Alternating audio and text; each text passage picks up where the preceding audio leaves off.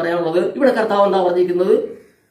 വിശ്വസിച്ചു വന്നവരെ ഞാൻ നിങ്ങളോട് കൽപ്പിച്ചതൊക്കെയും പ്രമാണിക്കുവാൻ തക്കവണ്ണം ഉപദേശിച്ചുകൊണ്ട് സകലജാതികളും ശിഷ്യരായിട്ടുള്ളവീൻ. നമുക്ക് ഇനി അടുത്തൊരു വാക്യം വായിക്കാം.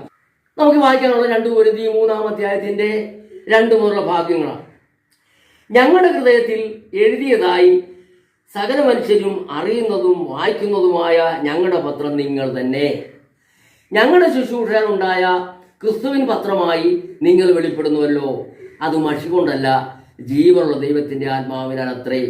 കൽപ്പലകയിലല്ല, ഹൃദയമെന്ന മാംസപ്പലകയിൽ തന്നെ എഴുതിയിരിക്കുന്നു. ഈ വിധം ഉറപ്പു ഞങ്ങൾക്ക് ദൈവത്തോടോ ക്രിസ്തുവിനാലുണ്ടോ. അടുത്ത വാക്യം പറയുന്നത് ഒന്നുകൂടെ വായിക്കാം. ഞങ്ങളിൽ നിന്ന് തന്നെ വരും പോലെ സ്വയമായി വല്ലതും സങ്കല്പിപ്പാൻ ഞങ്ങൾ പ്രാപ്തരെന്നല്ല, ഞങ്ങളുടെ പ്രാപ്തി ദൈവത്തിന്റെ ദാനമത്രേ. അവൻ ഞങ്ങളെ പുതുനിയമത്തിന്റെ ശുശ്രൂഷകന്മാരാകുവാൻ പ്രാപ്തരാക്കി. ഈ പഴയ നിയമം വേണമെന്ന് പറയുന്ന ആൾക്കാർ ഇതൊന്ന് വായിച്ചു നോക്ക്. അവിടെ വ്യക്തമായിട്ട് പറയാൻ, അവിടെ വ്യക്തമായിട്ട് പൗലോസ് അപ്പോസ്തലൻ എഴുതിയിരിക്കുന്നത് ഇങ്ങനെയാണ്. എന്നാൽ ആ പൗലോസ് അപ്പോസ്തലൻ ആരാ? ന്യായപ്രമാണം മുഴുവനും ഗമാലിന്റെ കാൽക്കലിരുന്ന് നല്ലതുപോലെ വില മുടക്കി പഠിച്ച ഒരാളാണ് പൗലോസ് അപ്പോസ്തലൻ.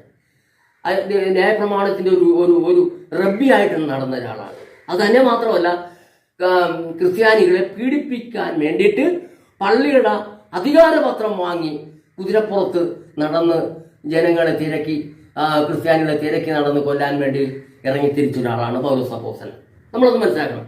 ആ പൗലോസ് അപ്പോസ്തലൻ ഇപ്പൊ പറയാണ്, ഞങ്ങളിൽ നിന്ന്, അതായത് ഇങ്ങനെ പറയാണ്, സ്തോത്രം, ഞങ്ങളിൽ നിന്ന് തന്നെ വരും പോലെ സ്വയമായി വല്ലതും സങ്കല്പിപ്പാൻ ഞങ്ങൾ പ്രാപ്തരെന്നല്ല, ഞങ്ങളുടെ പ്രാപ്തി ദൈവത്തിന്റെ ദാനമത്രേ. അവൻ ഞങ്ങളെ പുതുനിയമത്തിന്റെ ശുശ്രൂഷകന്മാരാകുവാൻ പ്രാപ്തരാക്കി.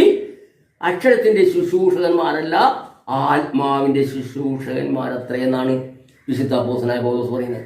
പ്രിയപ്പെട്ടവരെ, നിങ്ങൾ ഈ പഴയ നിയമം വേണമെന്ന് പറയുന്നവരും ന്യായപ്രമാണം വേണമെന്ന് പറയുന്നവരും സങ്കീർത്തന സഭകൾ വായിപ്പിക്കണമെന്ന് പറയുന്നവരും ഒക്കെ ഇതൊന്ന് വായിച്ച് മനസ്സിലാക്കണം. കാരണം അവിടെ വ്യക്തമായിട്ട് പരിശുദ്ധാത്മാവാണ് അവരെ നയിക്കുന്നത്, അല്ലാതെ ജഡമല്ല, അല്ലാതെ മാനുഷികാത്മാവല്ല, അല്ലാതെ ദുരാത്മാവല്ല അവരെ നയിക്കുന്നത്. അവരെ നയിക്കുന്നത് പരിശുദ്ധാത്മാവാണ്, ദൈവത്തിന്റെ ആത്മാവാണ്, ക്രിസ്തുവിന്റെ ആത്മാവാണ്. പറഞ്ഞ മനസ്സിലായോ? അപ്പൊ ക്രിസ്തുവിന് കൊടുത്ത അതേ ആത്മാവ് തന്നെയാണ് ക്രിസ്തുവിൽ കൂടെ അവർക്ക് ലഭിച്ചിരിക്കുന്നത്. അതുകൊണ്ടാണ് ക്രിസ്തുവിന്റെ ആത്മാവെന്ന് പറയുന്നത്. ആ ക്രിസ്തുവിന്റെ ആത്മാവാണ് അവരെ നയിക്കുന്നത്. കാരണം യോഹന്നാന്റെ സുവിശേഷം 16-ാം അധ്യായത്തിൽ യേശു കർത്താവ് തന്റെ ശിഷ്യന്മാരോട് സംസാരിച്ചുകൊണ്ടിരിക്കുമ്പോൾ പറഞ്ഞിരുന്നു,